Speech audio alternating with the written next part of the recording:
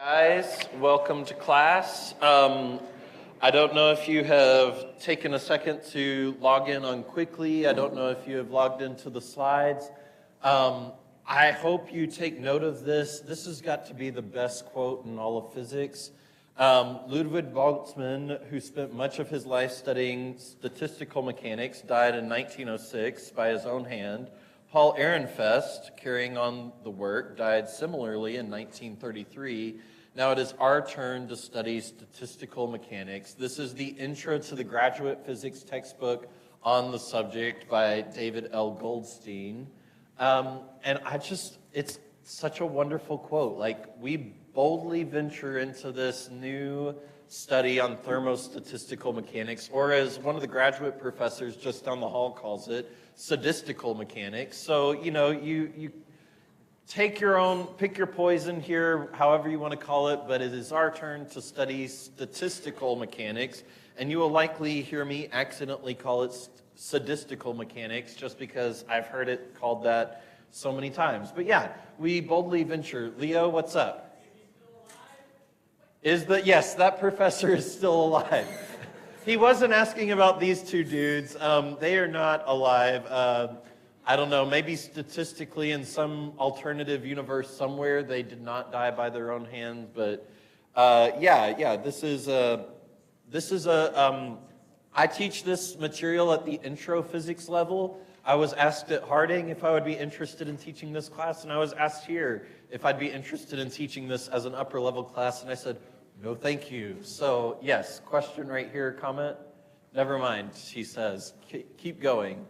Into the unknown, as our friend Elsa would say, we boldly venture. So the first thing that we get to talk about is temperature and kinetic theory, which actually, as far as statistical mechanics and thermomechanics is concerned, this is actually like the good stuff, the easy stuff, and not too difficult. But the main question we need to ask ourselves is, you've worked with it all your life. You know, it's the same thing as if in Phys 1 I ask you, by the way, what is time? It's kind of difficult to answer, but this one we can actually answer. So my question to you guys, what is temperature? Can anyone tell me what temperature is? Okay, so it does have to deal with speed. Specifically, what speed tells us about what particular quantity that we measure. Does anybody know? Moles has something to do with it. How much there is has something to do with it. Okay, speed at which they're moving, which is what Grayson said, yes. Specifically, the speed them hitting each other, and this comes back to how much energy the particles have. So temperature, what we're going to get to, temperature is a measure of, I should have said average internal energy. And average internal energy, based on how much you have and how much speed they have, is going to relate with how much they bump into each other and how much they bump into the walls of the container. But temperature is a measure of average internal energy of whatever material you're talking about, whether that's solids, liquids, or gases, but we're going to derive it with gases. It turns out that it actually works out in terms of all types of matter, but it's a measure of average internal energy. And so it's interesting, if you actually go into not deep space, if you go into low Earth orbit, right, you watch the movie Gravity and George Clooney gets knocked out into space, typically Hollywood is going to show that as like you freeze and your eyes pop and all this other kind of stuff. But the interesting thing is, the temperature outside of the International Space Station, I don't remember what the value is, but I think it's on the order of like 1,000 Kelvin in low Earth orbit. If you measure the temperature of particles at the orbit of the International Space Station, it's like crazy high. It's like 1,000 Kelvin. But still we think of objects that are not insulated are going to freeze.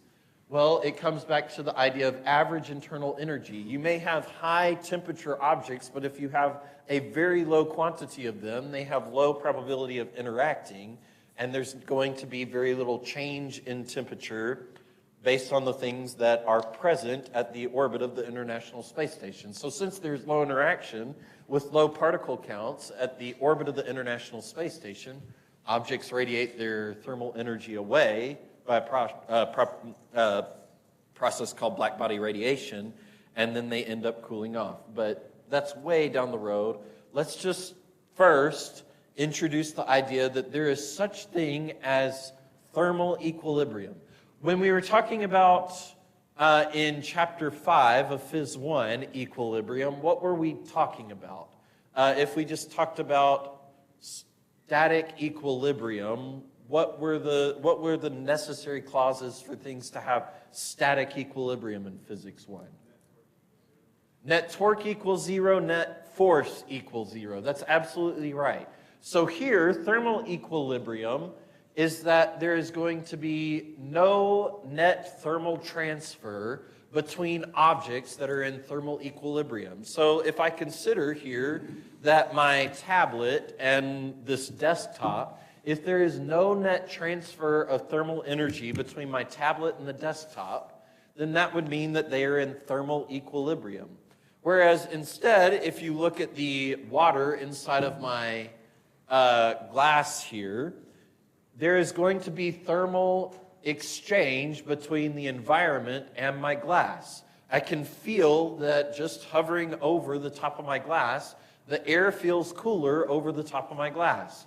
There is thermal energy exchange from my hand to the air around my water bottle as my hand starts adding thermal energy to that little bit of gas that's above the water in my area. But thermal equilibrium between objects occurs when there is no thermal exchange, no net heating nor cooling occurring between the objects. So if this is your book's statement of the 0th law of thermodynamics, I guess thermodynamics, statistical mechanics, we decided to start counting at 0 like computer scientists, but really it comes from the fact that this is, instead of it being a law, it almost feels axiomatic in a sense. If you're familiar with that term from mathematics, if two objects are in thermal equilibrium with a third object, then all three objects are in thermal equilibrium with one another, right? It's the old idea, if you learned it way back in mathematics, back when you were in like 2nd grade, that if A equals B and B equals C, then A should equal C, right? So this is what the 0th law tells us, that if there is thermal equilibrium between A and C, and there is thermal equilibrium between B and C, then that means that A and B should also be in thermal equilibrium. That's what the figure to the right is showing. That objects in thermal equilibrium with other objects means that they're all in thermal equilibrium with one another. Okay? Simple enough, right? Like if only Physics 1 and 2 and 3 were this easy all the time, y'all would have no problems with this class, except that you would find it utterly boring at this point. So just take it as a sign that the reason I challenge you is to keep things interesting. Right? Yes? You'd rather be bored. Yeah, I get that sentiment a lot.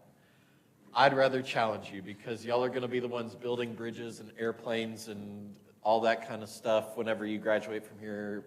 Electrical engineers, you're going to be building circuits for my computers to work.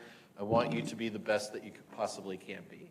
And that happens with challenge, even though we hate it as students. I hated it as a student. I hated it so much I went back and got a master's degree, and I hated that so much I went back and got a PhD. So, you know, I just expect you guys to come get a master's degree with me and then a PhD with me as well. It'd be so much fun, right? You'll hate it so much. Temperature. Two objects that are in thermal equilibrium with each other are said to have the same temperature. You're like, well, duh. I've known that since I was a kid. I touched the hot stove top, and I know that those don't have the same temperature because, well, I feel the thermal energy exchanger. You touch the stove top that is not on, you're like, yeah, we have the same temperature because I don't register any thermal energy exchange, right?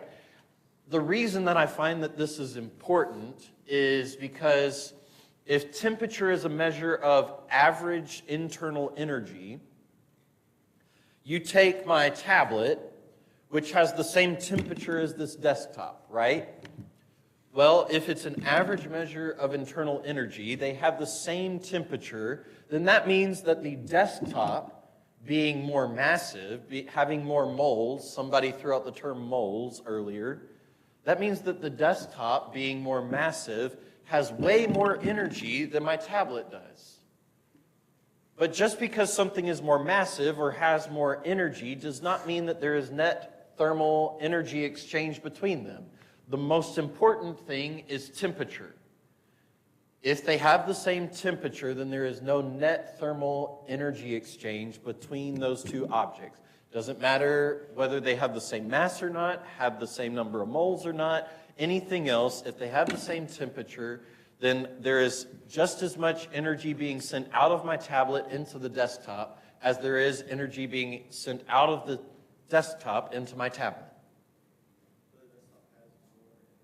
The desktop has more net energy in it. Yes, but that doesn't mean that, okay, so the desktop has more net energy. It's got the same temperature times more mass, more energy. If this law had to do with thermal equilibrium requires objects to have the same amount of internal energy, what would that mean? Well, it means that this desktop, which is way more massive, is going to have to send energy into my tablet here, which means its temperature would have to drop and the tablet's temperature would have to rise. You would see the opposite of what we see in the real world, right? Hot objects give energy to cold objects. In that case, you would start having a cold object give energy to a hot object. You would see things, instead of their temperatures drifting towards the same, you would see the most massive objects get cooler and the least massive objects get colder, which would be crazy, right? Because we've got a planet beneath our feet that has 10 to the 24 kilograms, right? And then you've got gas particles hovering right over the top of the planet that have 10 to the minus 27 kilograms. You would have to pump a ton of energy from the Earth into the atmosphere. You'd have a crazy hot atmosphere and a very cool Earth. Like, things would get very, very weird very quickly. But just like in our polar bear monopole, magnetic monopole universe, maybe in some universe somewhere, that's how the laws of physics work. But here, same temperature means no net exchange of energy. And hear me out on this before I read or go through this slide. I keep saying there's no net thermal energy exchange between these two. That doesn't mean that they're not exchanging energy between each other. They are. It just means that there's just as much energy going from one object to the other as there is going the opposite direction. So there's always energy being exchanged. It's just that the net effect is zero. Okay. So we get to the idea of temperature scales, right? Everybody's favorite thing. Establishing the idea of temperature allows us to establish temperature scales, the most common of which are Kelvin and Rankine and Celsius and Fahrenheit. Kelvin and Rankine being that they are absolute temperature scales. All that means is that the temperature, according to Kelvin and Rankine, scale directly with how much energy is stored inside of the objects with those temperatures. Whereas with Celsius and Fahrenheit, there is an offset from zero energy to zero temperature. Okay? Right? Objects with 0 degrees Celsius or 0 degrees Fahrenheit still have non-zero energy. It's only when you start talking about 0 Kelvin or 0 Rankine that you get zero internal energy in the objects with that temperature. Okay? Physically, meaning in this class doing problems, Kelvin's going to be your best bet. When in doubt, convert to Kelvin. Never, ever, ever work with Fahrenheit. And the rest of the world says amen. Right? Like, Fahrenheit is about the worst possible. It was based off the idea that 0 degrees should be something, I can't remember what it was, and 100 should be the average temperature of a human, but they got their scale wrong when they actually measured it, and it turned out it was 98.6. And now because Americans are lazy, that number keeps dipping down every generation. Like now the average internal temperature of a human is more like 97.8 instead of 98.6. So we keep getting cooler because we're more lethargic. So like our temperature scale for Fahrenheit isn't even based off of anything that's remotely close to absolute. It's frustrating, but 72 degrees Fahrenheit I can remember. That's my comfortable temperature. Yes. So does it make it absolute? Is the fact that it can't go into the negatives? Correct. An absolute scale does not have negative temperatures. That's another good way to state that. If you work a problem and you get that it ends up with negative 13 Kelvin, something went wrong. Something went very wrong. Yes. Unless you're in the polar bear magnetic monopole universe, then maybe it could occur. There's some weird interaction between monopoles of north and south and allows that to happen. But in this universe, no negative absolute temperatures. Right? These are Sith Lord temperature scales, right? Only a Sith deals in absolutes. According to my friend Obi-Wan Kenobi / Ben Kenobi. Did you have a question or comment? Okay. So upon noticing that all gases trace back to the same zero pressure, and we'll talk about how pressure relates to energy here in a little bit, but the reason that these came back was not actually at first due to the energy, it was due to the pressure. But what happened is if we measure pressure as a function of temperature for gases, then what happens is as you trace this line backwards, for all gases, the lines always trace back to negative 273.15 degrees Celsius would give you a pressure of 0 kilopascals, or 0 pascals, right? And so we have the advent of the Kelvin scale, where 0 Kelvin corresponds to 0 pressure. And again, like I said, that means 0 energy, right? Meaning that according to what we understand with, even in classical mechanics and quantum mechanics, this is a theoretical minimum. We can't actually get there in a laboratory. As you try to steal the energy away from something, you have to interact with it. So you always impart some energy back to the thing that you're taking energy away from. And so I can't remember what the lowest temperature we've ever measured. I want to say it's like microkelvin or something like that. I think somebody's Googling it for me, but it's like microkelvin. It's very, very low, but it's not 0.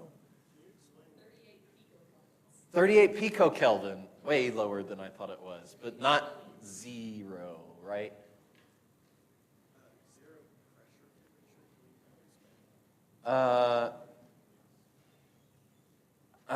Trace back to the same, one way you could read that, to the same temperature where the pressure is 0. Yeah, the same temperature where the pressure is equal to 0.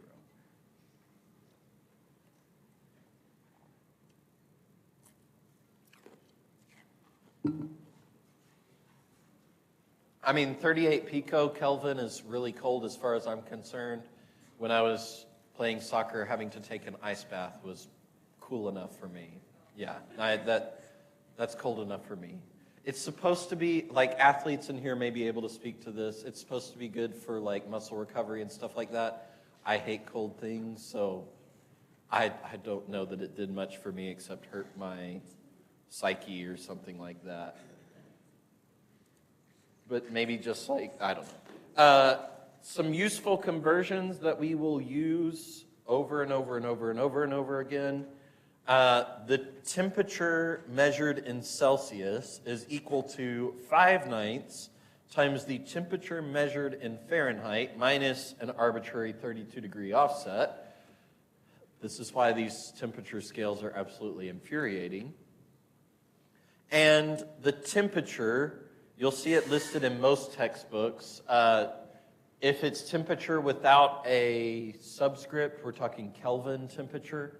So the absolute Kelvin temperature is equal to the Celsius temperature plus the offset of 273.15 degrees Celsius.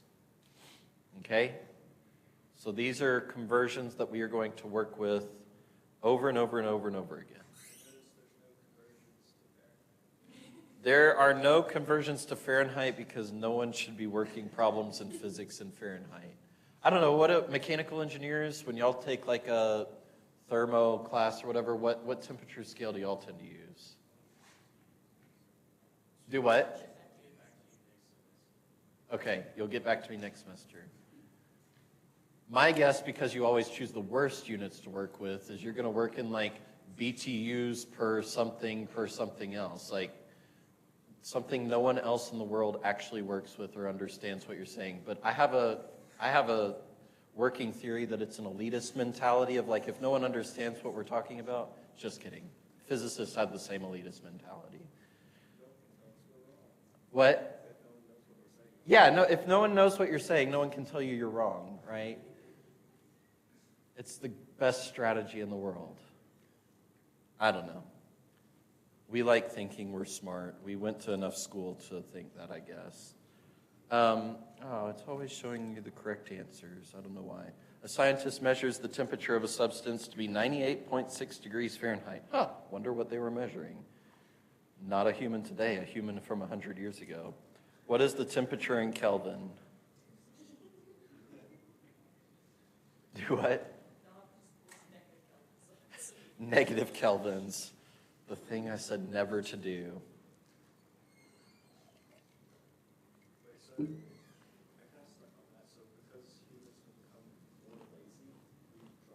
Yeah, our metabolism has dropped, and our metabolism is what sets our temperature inside of us. I mean, it's easiest to measure over generations, but it's true just every year it continues to drop in the United States. Yeah.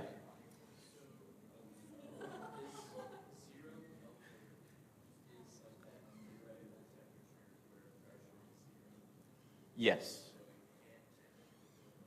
Correct.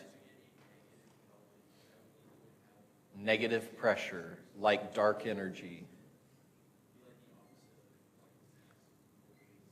Do what? Yeah, if you had negative mass, you could have negative pressure, I guess. So far as we know, we haven't found negative mass yet, though. So this is not the correct answer. The correct answer is 310 Kelvin.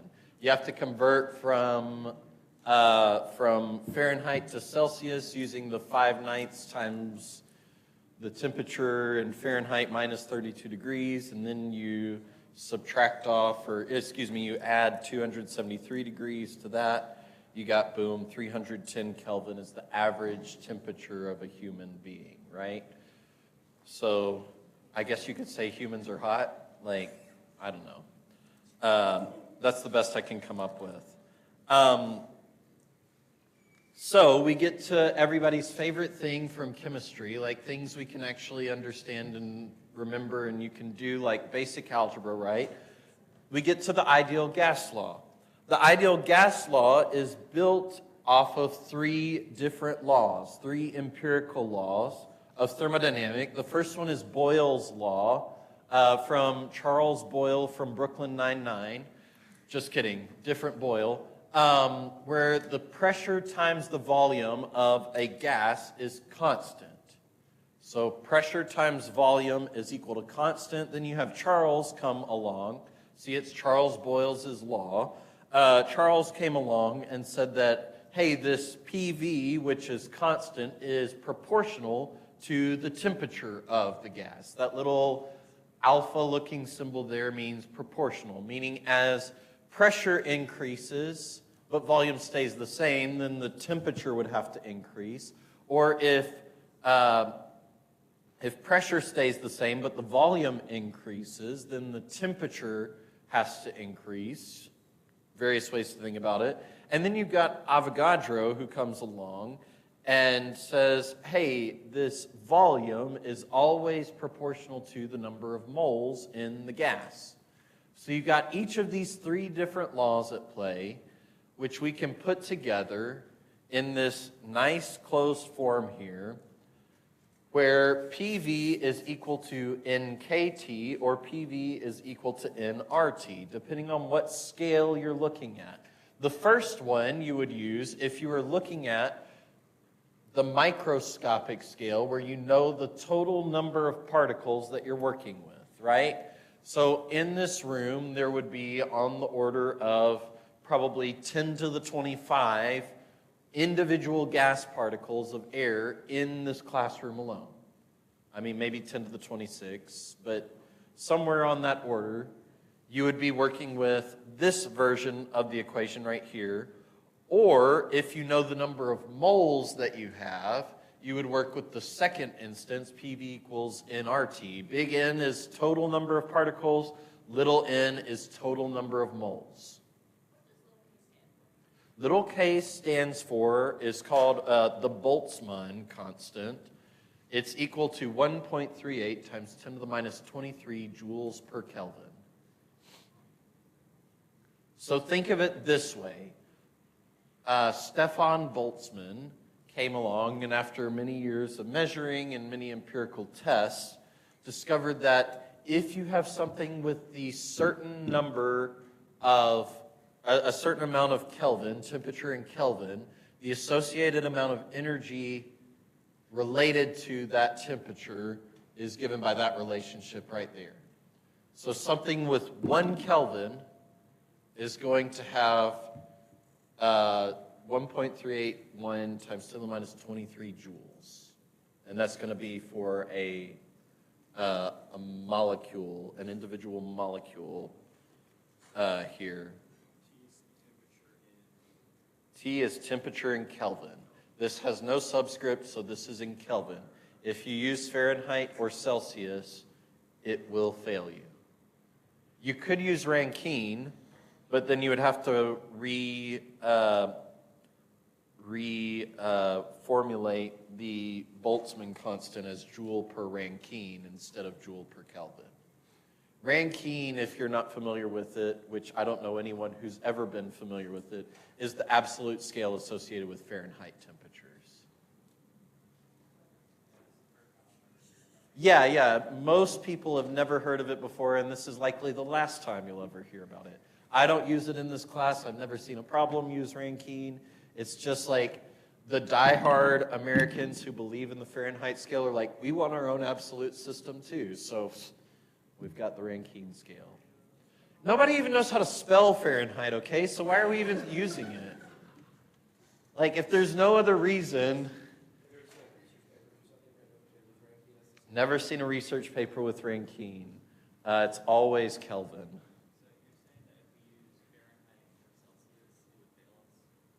If you use Fahrenheit or Celsius, it will fail. Yes. Yes, so don't follow the light side of the statistical mechanics force. Follow the dark side. They've got cooler lightsabers. And force lightning, right? I'm sure we could even develop our own electromagnetic theory around force lightning, right? So dark side wins. R is the universal gas constant. If you want to put a name out beside that, R is the universal gas constant, which is Avogadro's number times K, so it's 8.314 joule per mole per Kelvin, where Avogadro's number is 6.022 times 10 to the 23 per moles. So Capital N is the total number of particles. Number of moles, yes, lowercase n is number of moles. P is pressure, V is volume, yes. And the standard SI units for each one of those, pressure would be measured in Pascal, volume in cubic meters, and T in Kelvin. I don't know, I think Rankine is T sub uppercase R. Yeah, So just like we had Celsius and Fahrenheit as T sub F, T sub C, Rankine would be T sub R. But again, I've never, ever come across it, so I'm just guessing. I'm sure some engineer, some diehard is like, yeah, Rankine. Probably the guy who it's named after is one of those diehards, yeah. Not Bruce Willis diehard, but like different kind of diehard. Okay. Moving right along. When the temperature of an ideal gas is in a sealed container, the temperature increases. Which of the following will happen if the volume is held constant?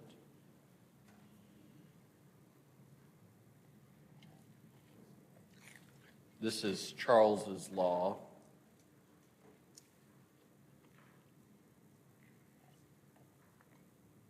I love the last one.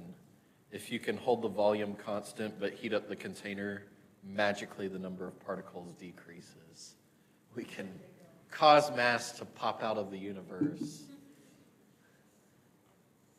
Yes, if you saw the answer, that's where the 23 of you chimed in, or however you got to it. The pressure will increase according to the ideal gas law or Charles's law and Boyle's law together. The pressure will increase if the temperature increases, but the rest is held constant. If the volume of an ideal gas is doubled while the temperature and amount of gas remain constant, what happens to the pressure? Volume of an ideal gas is doubled while temperature and amount of gas remain constant. What happens to the pressure? Yes, the pressure will be cut in half. Because the temperature is held constant, you require PV to be constant, so if one doubles, the other has to be cut in half. Makes sense, right? Which of the following changes would increase the volume of an ideal gas in a flexible container, assuming constant pressure? Multiple correct answers here. Don't know if I have it set up to accept multiple answers, but woohoo, go me.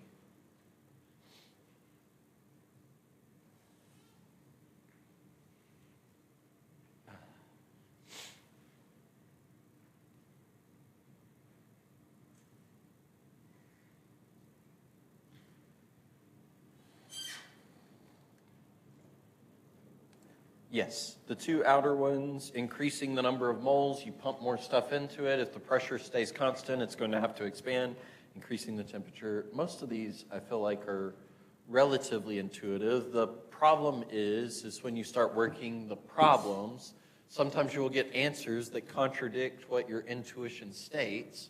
Be sure to go back and look to make sure you didn't make any algebraic mistakes or anything like that that could have, just go back and check your work if something doesn't fit your intuition. Generally speaking, an ideal gas refers to a gas that is made up of monatomic molecules. So things made up of the right-hand side of your periodic table here: helium, neon, argon, krypton, xenon, and radon. So your elements that are not going to bond with anything else unless it is Project Hail Mary, written by Andy Weir, in which the aliens are able to make xenonite, where they can make xenon bond with other things. But in our universe, as far as we know, they don't bond with anything. Read Project Hail Mary if you don't get that reference. It's a really fun book. The other thing that we are assuming is that the space between molecules is larger than the molecular size. So if a molecule is on the order of 10 angstrom, so a nanometer, then you would have to assume that the space between them is going to be greater than a nanometer. Actually, what we typically look for is that the space between is much greater than the atomic size. So that way you don't have too many collisions occurring in any given time. And all collisions between molecules and their container walls are elastic. If you remember that video that I showed in Phys 1 about what is momentum, you're sentenced to an eternal cycle of, you're sentenced to an, a frictionless vacuum bouncing off the walls of your cell in perfectly elastic collisions. That's what an ideal gas is doing, right? It's bouncing off the walls, it's bouncing off of each other in perfectly elastic collisions. Not assuming that you've brain dumped all of Physics 1, so just to remind anyone who might have done that, what is a perfectly elastic collision? What happens in a perfectly elastic collision? Yeah, the momentum is conserved in all collisions, but in a perfectly elastic collision, there's no loss of kinetic energy. So there's energy conservation along with momentum conservation. So if you happen to have forgotten that, assuming that was 0 of you, that's what's going on. No loss of energy. Why do we care about ideal gases? Well, this goes back to why are you in an intro physics class to begin with, right? Because the real world is actually very messy. It is very frustrating to see how all of these relationships hold up between gases, liquids, solids, and everything else, right? There's a whole subfield of mechanical engineering dedicated to studying these phenomenon for different materials, right? It gets very complicated very quickly. But as it turns out, studying the ideal gas law, the relationships of all of these different quantities and gases holds true no matter how complicated it gets, right? If the volume is held constant, but you increase the temperature, you should notice a pressure increase as well, right? I mean, this is the problem with you have your steam locomotive. I mean, assuming that the steel is mostly rigid, it's not going to give. You have a constant volume problem, but you increase the temperature with more coal, then the steam inside of it, the pressure will increase, and it's able to push through your steam locomotive at a faster rate, causing your engine to go faster, until you get to a point where you increase the pressure too much, and the steel has a defect, and it explodes, right? But the idea is that these relationships are going to be true for gases no matter how complicated it gets. No matter any of those relationships that we break down, our molecules are no longer monatomic. Our collisions are no longer elastic. This is a very dense gas. These are still relationships that hold true. And now we get to the kinetic theory of gases. In Phys 1, we had the Newton's 3 laws. We had conservation of energy were like key things that we talked about. In Phys 2, we've talked about the 4, what are they called? The 4 Maxwell equations. We talked about Gauss's law. We talked about Gauss's law for magnetics. We talked about Faraday's law. We talked about Ampere's law. These are all key things for electromagnetic theory. If you remember nothing else from Phys 2, especially mechanical engineers, this is one of the things to log away as something to remember. The kinetic theory of gases is derived from impulse momentum theory. You can see all of this derived in your textbook. For the sake of space on a slide, I left out this derivation. But the derivation shows that the average kinetic energy of a molecule in a gas is related to the temperature in the gas. This is what I said on the first slide is something that we would show to be true, that temperature is a measure of average internal energy. And for an ideal monatomic gas, this average kinetic energy, which is equal to 1/2 m, where m is the mass of the particles in the gas. So helium, it would be 4 atomic units. For neon, it would be, 20-ish atomic units, times the RMS speed squared. And this comes out to be equal to 3/2 kT. 3/2 times the Boltzmann constant times the temperature of the gas. Okay? So this is very, very, very low energy, right? K is times 10 to the minus 23. So if the gas is at room temperature is roughly 300 Kelvin. So if the gas is at 300 Kelvin, you've got times 10 to the minus 23. That means that we're talking 10 to the minus 21 joules of energy. But again, this is average meaning for an individual particle. An individual particle is going to have on the order of 10 to the minus 21 joules. But even if you have a mole of gas, a mole is 6.022 times 10 to the 23, right? Then that means you've got on the order of 10 to the 2 joules of energy, 100 joules of energy for a mole of gas. So this measures a very low amount of energy, but once you have a very high number of the thing carrying that average energy, it comes out to be an appreciable amount of energy. The bar represents average.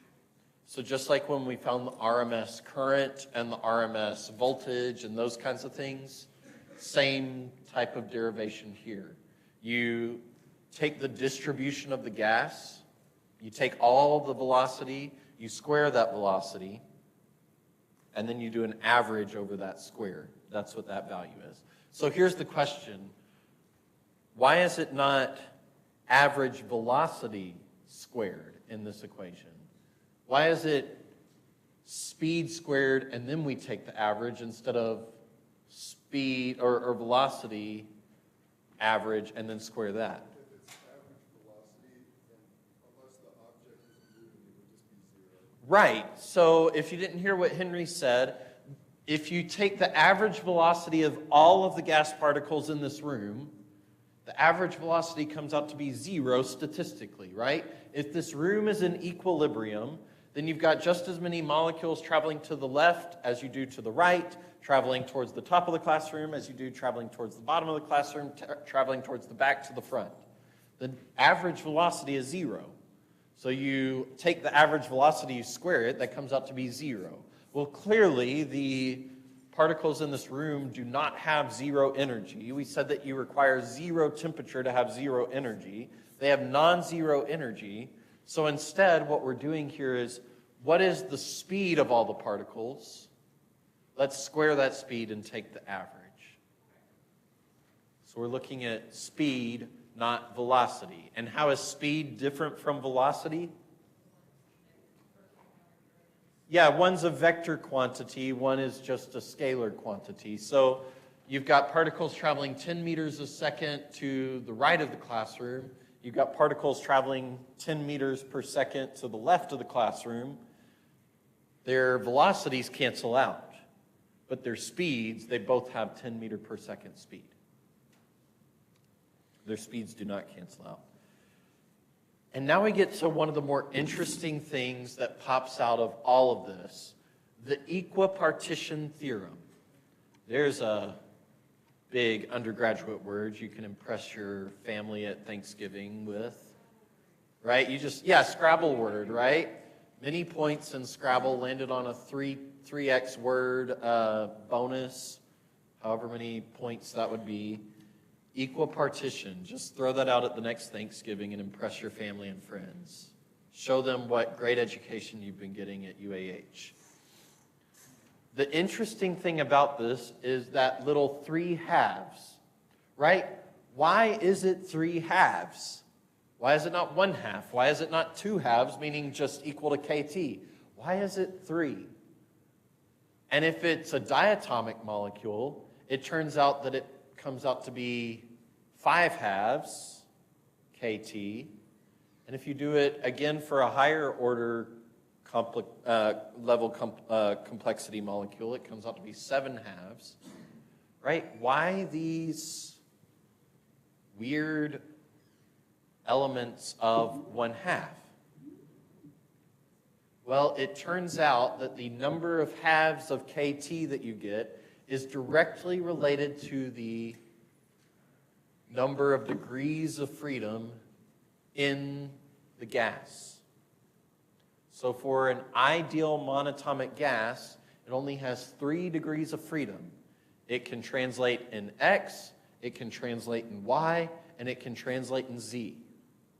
And it turns out one of the weird things that happens is, since it has 3 degrees of freedom, they each contribute 1/2 kT to the total amount of energy.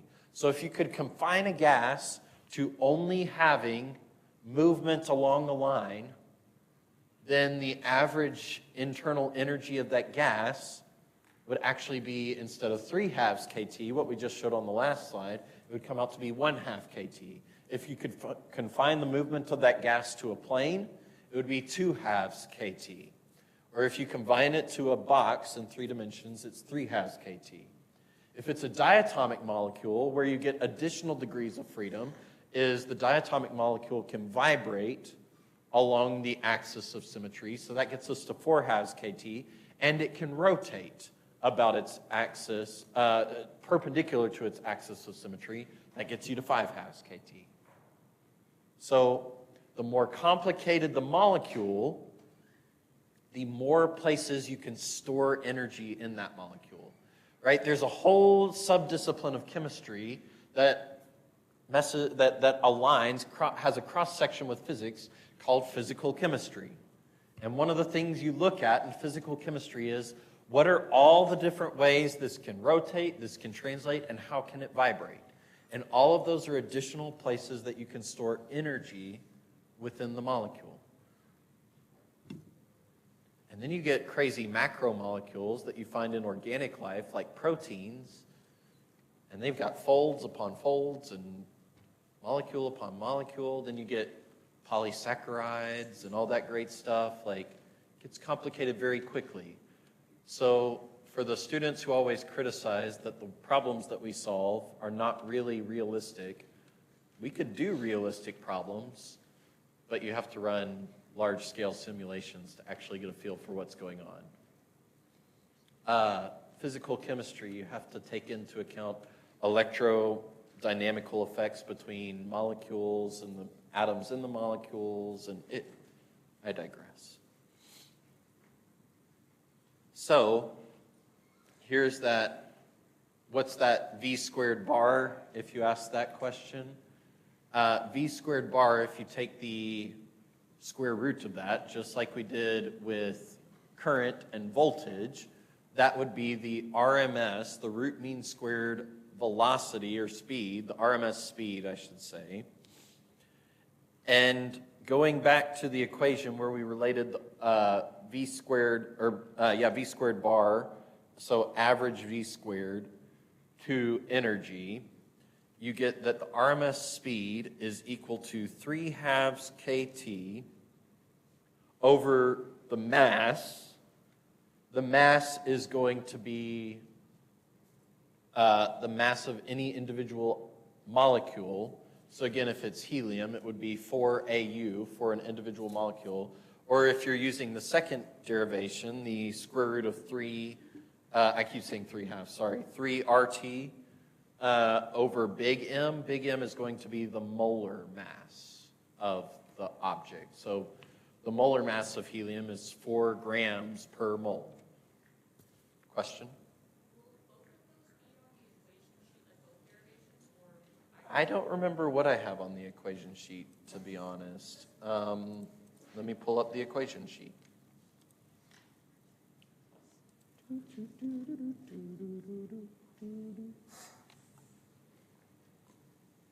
I have both on there, on the equation sheet.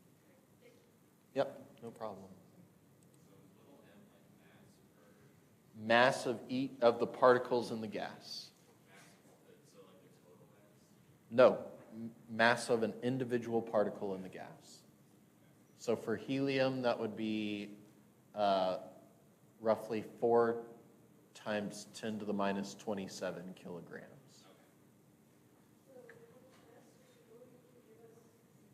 I will typically give you mass or molar mass or something like that, or it will be something where, I can't remember how I did it on the last exam. I want to say most of the time I either said it was there or referenced the periodic table in the classroom or something like that. But I think most of the time I give it to you. So if you've forgotten how to read a periodic table, now's the time to remember. So if we get a periodic table, we give it a periodic table. Yeah.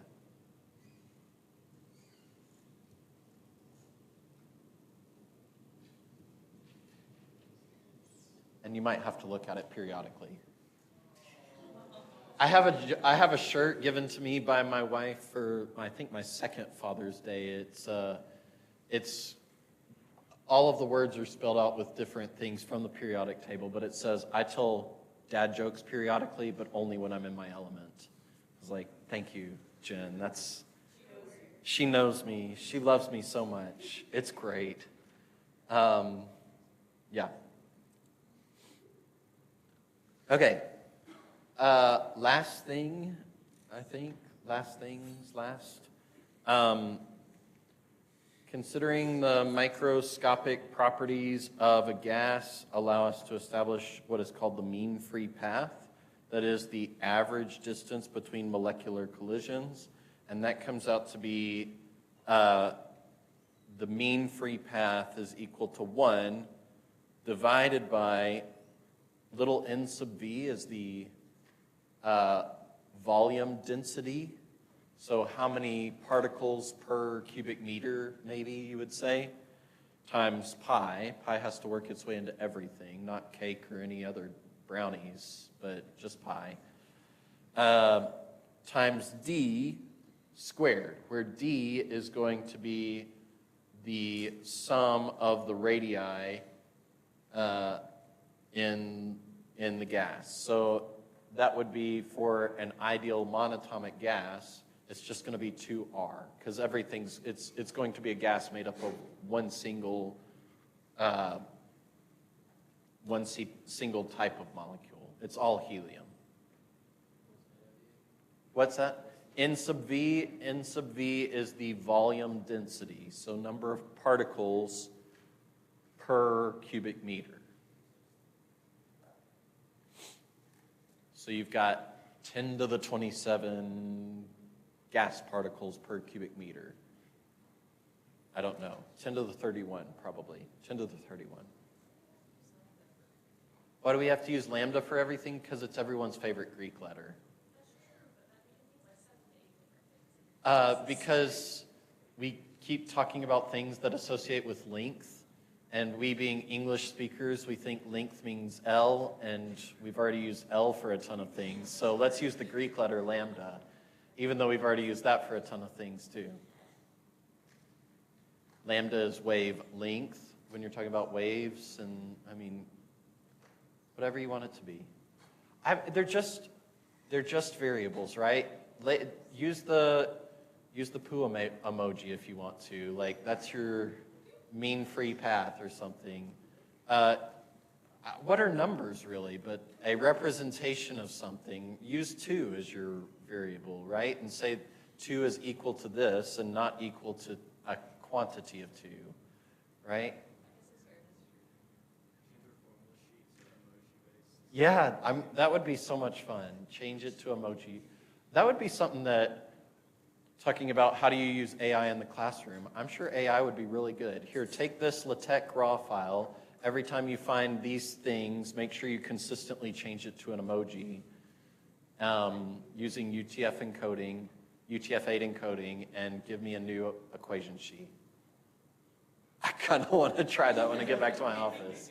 Just so that way when publishers ask me how I'm using AI in the classroom, I can tell them, I changed my equation sheet that was meaningful and had good variables to use emojis instead. Turns out, for some reason, the AI only wanted to use the cry face emoji, but yeah, how is AI making all this money? It's because professors everywhere using it to come up with great questions to ask their students at the beginning of class that have nothing to do with class and have to do with polar bears. Or they're making emoji-based equation sheets. I forgot to turn on question moderation, and I'm not feeling brave today, so I'm not going to put that slide up there. Are there any questions?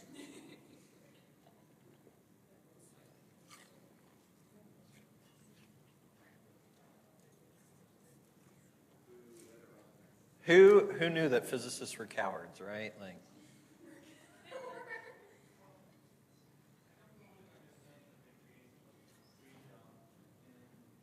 degrees of freedom mean in what ways can the thing move? So for a monatomic gas, the only ways that the monatomic gas can move is to move in the 3 different spatial dimensions. That's 3 degrees of freedom.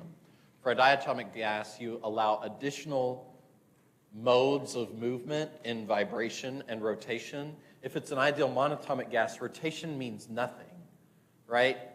If I take a perfect sphere and I rotate it this way, you have no idea, no way to measure that it is actually rotated. And it has no way that it can vibrate, right? Because the vibration of an ideal monatomic gas means that it's moved in X and then moved back in X.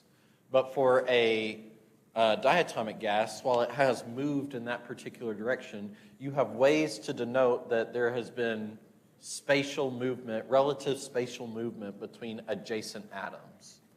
So degrees of freedom corresponds to ways that the thing can move. Kayla, did you have a question?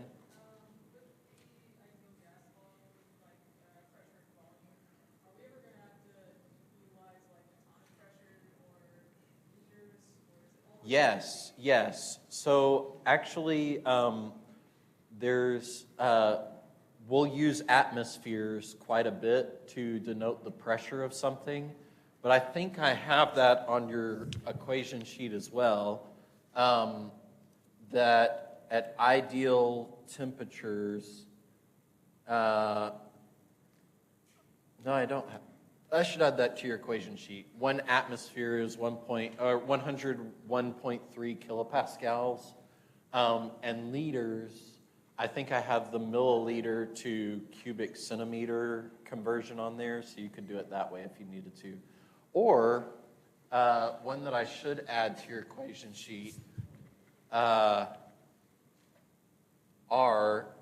should add as well, you can have, we said that the ideal gas constant was 8.3 something joule per mole per Kelvin. There's a different formulation where you get that the universal gas constant is 0.821 liter atmospheres per mole Kelvin.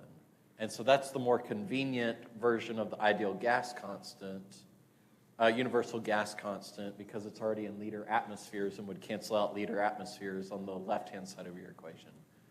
But yes, the standard SI units are Pascal and cubic meters, but it is not unheard of that you would have to work in liter atmospheres.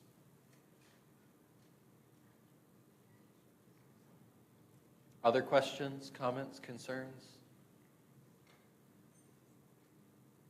Concerns other than my exam 2 grade?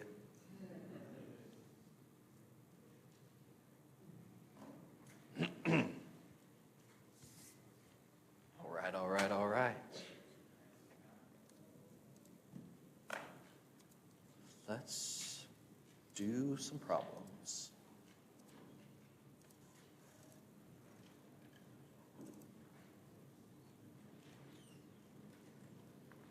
I think if you haven't seen it, I did. I think I forgot to say this, but I added the AC circuit slide decks to the Google Drive folder this morning. So if you were looking for those, you should be able to find them now. What? Unit 2? Unit 2? No, it would be in Unit 3. AC circuits started Unit 3. An ideal gas in a cylinder fitted with a piston is held at fixed pressure if the temperature increases from 50 to 100 Celsius. By what factor does the volume change? Most people would say 2. But what is the error in thinking that the change in pressure would be by a factor of 2? It's in Celsius. I will make this point over and over and over and over and over and over and over again today. But people will still make this mistake on the exam, and you can bet, me being the type of professor that I am, that one of the incorrect options will be 2 for a question just like this. But it might have some partial credit, like 25% partial credit. Anything is better than nothing. I was telling the grad students who were helping me grade yesterday that students always try to say that they'd rather me just assign a grade than take the exam. And there's 2 divisions of students who are like, I'll take those odds, random number generator, that's great. And other students are like, no, thank you, please. But the ones who say I'll take that odds make me think of Han Solo, and I appreciate that mentality at least. It's not by a factor of 2. It's going to be actually by a factor much less than 2, because on the Kelvin temperature scale, this is actually a very small change in temperature, right? The initial temperature is equal to 50 degrees C, but that's equal to 50 plus 273, so that comes out to be 323.15 Kelvin. And the final temperature, which is 100 degrees C, is equal to 373.15 Kelvin. And so you can see that this is a very small change in the temperature, right? Small change in temperature. And the way that I tend to think about this is I write out the ideal gas law as true regardless of the state of the pressure, temperature, and volume. So that means that for the initial state, we can write out the ideal gas law, and for the final state, we can write out the ideal gas law. And what you could do here, 2 different strategies, you could set both equations be equal to P over NR. Right? Solve both equations equal to P over NR, set the 2 equations equal to each other. Or you can divide equation 2 by equation 1. Either way you want to do it.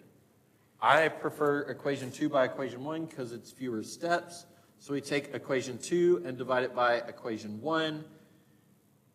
And before I do that, let me pause for a second. You'll note that I have V and T represented by an initial and final state.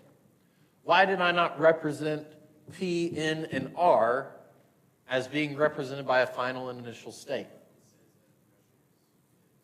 Pressure is fixed, so that means pressure is constant, meaning that in the initial state and the final state, the pressure is the same. If there's no injection of more molecules here, we expect the number of moles to stay the same, and R is a constant by definition, so it stays the same. So that's why I do it this way. If we take equation 2 and divide it by equation 1, we get VF divided by VI is equal to, actually let's go ahead and write out P VF divided by P VI, just so we see those P's cancel out. We would get nRT final divided by nRT initial. P cancels, nR cancels, and so we get VF over VI is equal to TF over TI, which is 373.15 divided by 2, no, it's 323, excuse me. 323.15, which means you get a 1.15 factor change in the volume.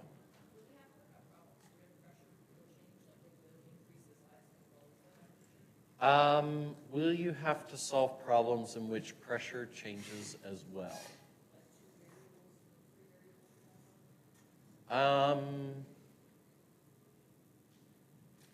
I can't think of any where you have all three changing simultaneously. I can, if you do, you would have to know additional information about the problem, like how the third one changed. Oh, okay, yeah, I can think of some of those where you know from the problem statement where the initial pressure is 1 atmosphere and the final pressure is 2 atmospheres. So you would have PI and P final, P initial and P final, but you would know what those are. Yeah. The other case is you have an ideal gas like this where the temperature increases from this value to this value. And then as a step afterwards, then the pressure changes from this to this.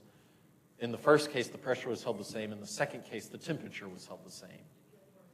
It would be a two-step problem where you go from state 1 to state 2 and then from state 2 to state 3. Yep.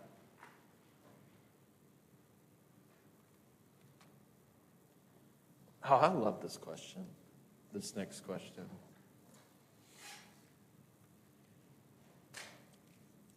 You copy the following paragraph from a Martian textbook. 1 snorf of an ideal gas occupies a volume of 1.35 Zacks. At a temperature of 22 GLIPS, the gas has a pressure of 12.5 clads. At a temperature of minus 10 GLIPS, the gas now has a pressure of 8.7 clads. Determine the temperature of absolute zero in GLIPS. What? Yeah, someone had a lot of fun writing this question. What? Are you having a stroke? Plot twist, yes. So what I want to do here is represent that T, the absolute temperature here is going to be equal to T in GLIPS plus some offset here. So we're looking for this offset. We've got N, the number of moles, is 1 snorf. Sounds like something from Little Mermaid, right? A snorf blast or whatever he calls it. You've got the volume is equal to 1.35 Zacks. And I write those together because these things are going to be constant.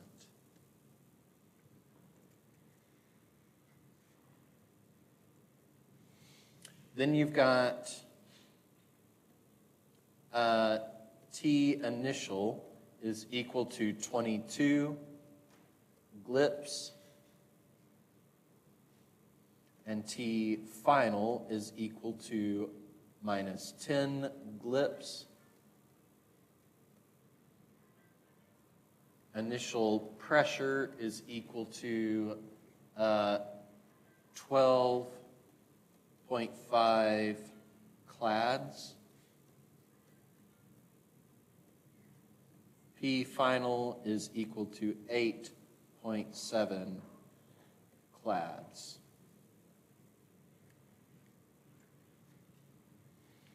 So imagine what's going on here is I've got something that looks like this, where this is the pressure in clads and the temperature T in GLIPS. And we measure here at a temperature of 22 GLIPS. We've got, so this would be T initial, and this would be P initial. And then we've got something that looks like this, T final and P final. Oh, whoops. we've got something like this kind of change right here. And what we're looking for is this value way down here where the temperature goes to 0. So this would be T naught right here.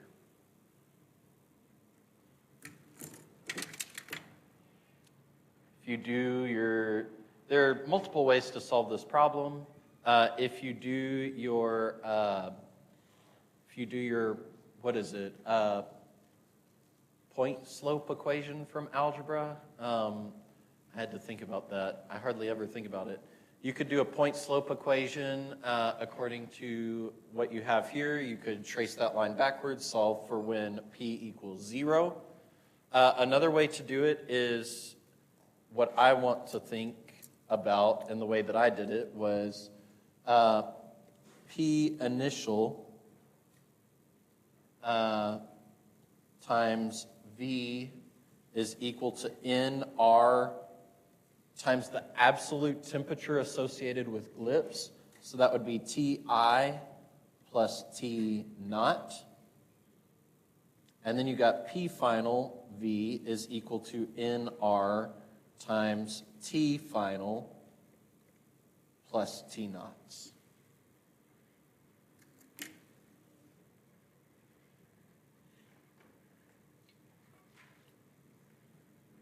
Y'all picking up what I'm throwing down?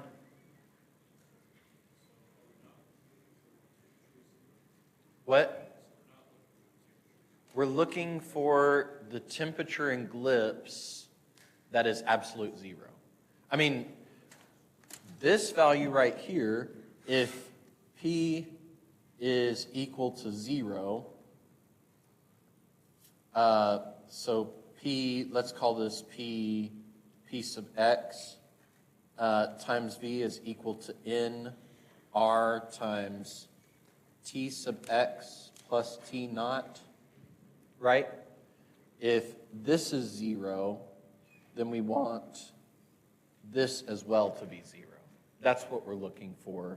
We're looking for what is this offset here, what is this temperature that gives us 0 temperature at, I mean, it's going to be 0 if we were in absolute units, but clearly GLIPS, we have a negative temperature. GLIPS are not an absolute temperature.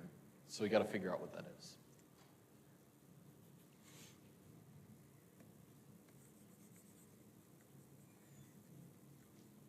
Okay, let's call this equation 1, equation 2, and just like I did before, what we'll do is take equation 1 and divide it by equation 2. And we get that P sub I over PF is equal to Ti plus T naught over TF plus T naught. They're like, I've run out of space here, and there are 4 or 5 intermediate steps to calculate it if you choose this way to do it.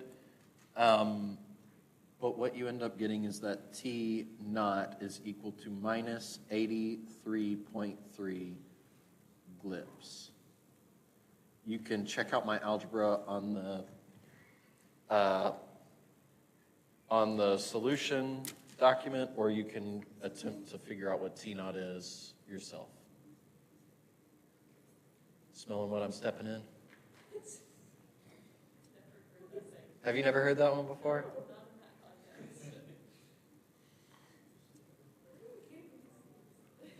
The 90s. That's where I'm getting it. Do what? They were a different time. That's 35 years ago. Maybe. Or it's another unit that I've decided to come up with. Waldron's. But I would be smart enough that my unit would be absolute to begin with, so it wouldn't make for a good problem. Yeah, Henry's. We've already had Henry's. Yeah. Weber. Weber.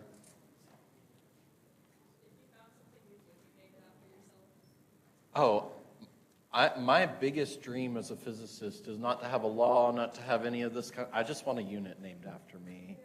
Like, whether it's my first name or my last name, either one. No, that's Watts. Have to be little W's, I guess.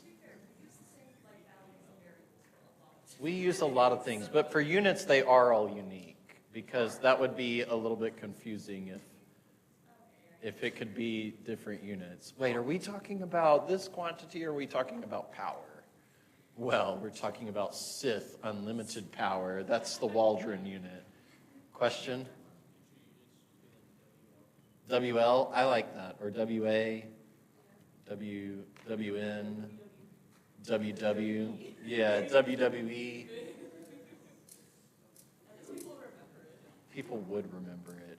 But they'd remember it because they'd remember me, not because of the WWE. Y'all have a great day.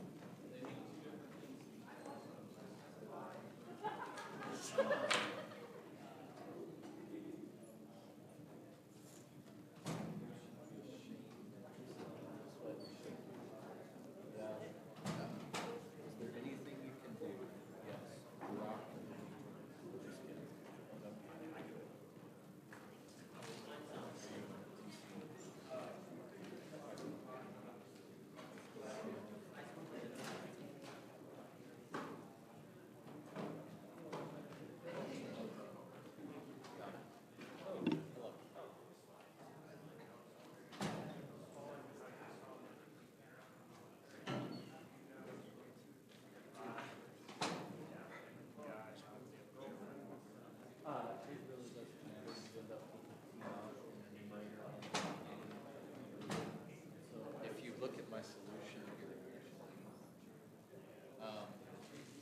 you end up having to multiply by the denominator cross, and then you have to do the distributive rule, and then you have to get terms of T naught on one side and terms of T I on the other side, and it gets complicated. It's going to work itself out, unlike the previous one that you worked with. They weren't done